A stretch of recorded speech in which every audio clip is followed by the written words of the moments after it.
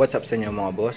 So today ay out of the topic ng Malaysian build natin, pero since na meron akong nabiling assembly dito sa malapit sa amin na conversion ng disc brake.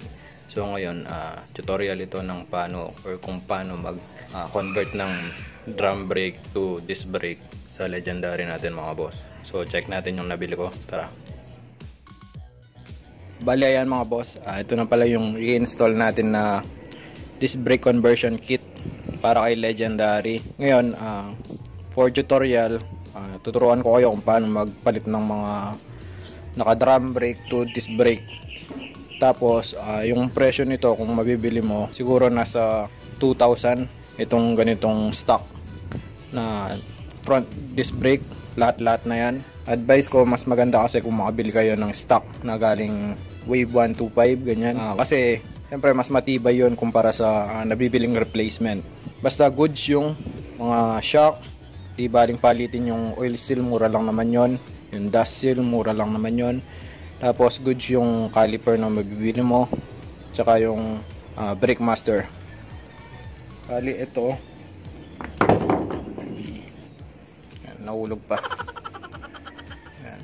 Galing Wave 125i ito. Pati itong disc tsaka hub galing Wave 125.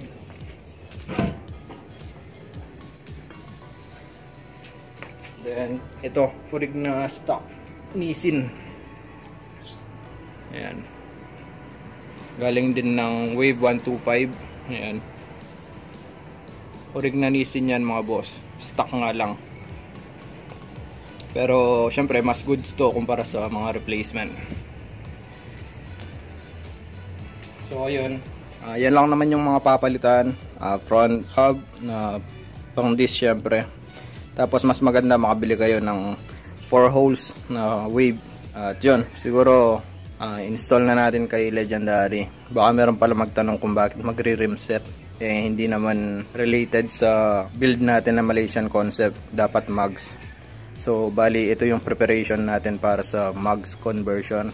Kasi bibili ako ng mugs na pang Wave 125 at kailangan natin ng pang wave kagaya ng brake caliper, brake master, tsaka yung front shock ng Wave 125, kasi nga ang bibilin nating mugs is front disc brake siya na pang Wave 125. At tatanggalin ko din naman yung rim set nito. Bali ang kailangan lang naman natin itong front shock tsaka yung braking system. So ngayon for tutorial, tuturuan ko kayo kung paano mag-convert ng drum brake to disc brake, kaya ginawa ko na din to. Pero itong mga front shock na to ilalagay natin kay legendary at soon magpapalit na lang tayo ng braking system. So kabit na natin, ta-timelapse ko na lang mga boss. Tatanggalin natin yung nakakabit na drum brake kay YT. So ayun, tara.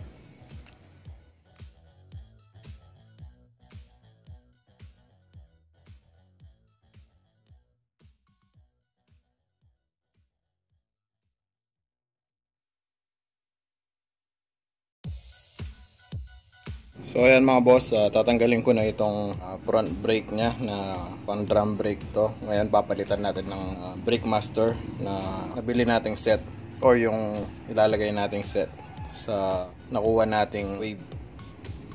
Palitan natin.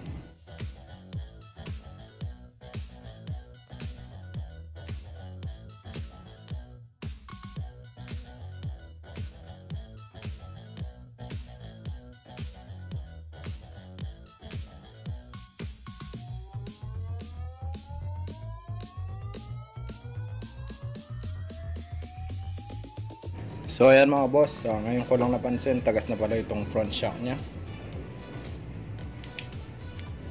Buti na lang, papalitan na natin.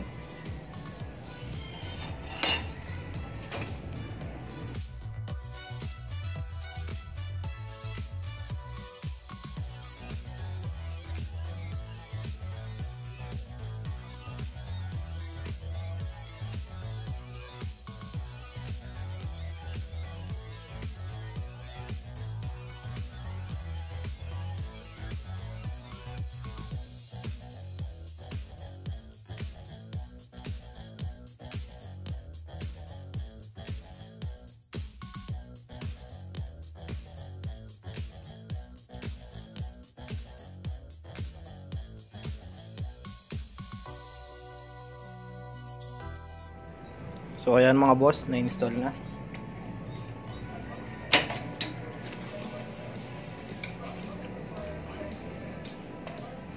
Right.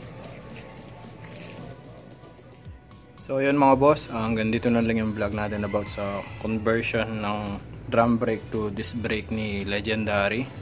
Sa susunod na vlog siguro mga boss, kung hindi tayo mag-i-install ng mugs, babaklasin na natin ito for paint. Kasi nakabili na din tayo ng shock, front shock. Need ng pintura or i-repaint, kaya isasabay ko na rin siguro yung mga dapat i-repaint kagaya ng chassis para isaan na lang. Although okay pa naman yung chassis ni Legendary, so since na magre-repaint na din ako, idadamay ko na yung chassis. So salamat at kita-kits sa susunod na vlog. Always ride safe.